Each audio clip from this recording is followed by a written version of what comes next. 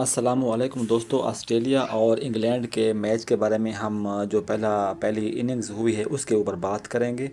तो इसमें जो है ना 207 रन्स बनाए थे इंग्लैंड ने और उसके 8 खिलाड़ी आउट हुए थे। 62.4 ओवर उन्होंने खेले थे। इसके मुकाबले में फिर 371 रन्स बनाए ऑस्ट्रेलिया ने। इन्होंने 91.2 ओवर्स में ये रन स्कोर किए।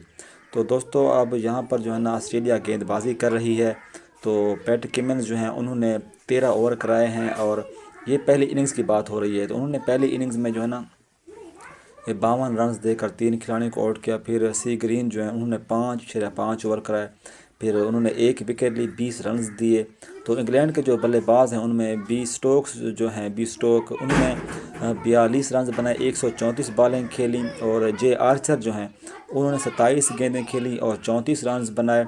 और अब हम बात करेंगे यहाँ पर बल्लेबाजी जो है ना ये बैट्समैन कैसे आउट हुए। जेड क्रोली, इसकी बात करेंगे। जेड क्रोली ने जो काम किया तो इसने जो बैटिंग की तो 47.37 के स्ट्राइक रेट के साथ कोई भी छक्का नहीं लगाया। पहली इनिंग्स की बात हो रही है और कोई भी चौका नहीं लगाया था और उन्होंने 9 रन्स बनाए थे। और कैच आउट बजरिया एलेक्स कैरी, गेंदबाज जो पैट किमिंस थे, वो पैट किमिंस ने बॉलिंग कराई थी तो ये आउट हुए थे। जेड क्रोली बजरिया कैच। फिर इसके बाद जो है ना बी डैकेट थे, बी डैकेट। तो इन्होंने 96.67 रन्स की जो ना स्ट्राइक रेट से खेले, कोई छक्का नहीं था और इन्होंने 29 रन जोड़े। तो इनको आउट करने वाले जो गेंदबाज थे वो थे नेथन लायन। अच्छा, अब बात करेंगे ओ पूप के बारे में। ये कैच आउट बजरिया जोश इंग्लिश गेंदबाज नेथन लायन थे।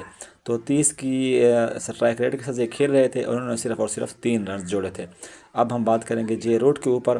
तो जे रोड जो थे इन्होंने 61.29 की स्ट्राइक रेट थी इनकी, कोई चौका नहीं था और इनके चौके 3 थे, छक्का कोई भी नहीं था और इसने 29 रन जोड़े। और ये कैच आउट बजरिया एलेक्स कैरी, गेंदबाज थे पैट किमिंस। अच्छा, अब हम बात करेंगे एच ब्रुक के बारे में। तो इन्होंने जो है ना 45 रन बनाए। इन्होंने 1 छक्का 2 चौके मारे और 71.43 की इनके स्ट्राइक रेट था। अच्छा, बी स्टोक्स ये नॉट आउट रहे, 31 की इनकी स्ट्राइक रेट थी और कोई इनका छक्का नहीं था, 3 चौके थे, 134 बॉलें खेली और 42 रन बनाए। जे स्मिथ, तो जे स्मिथ ने जो है ना 84 का इनका स्ट्राइक रेट था और कोई छक्का नहीं था, 3 चौके थे, 134 बॉलें खेली और 42 रन बनाए, नॉट आउट रहे।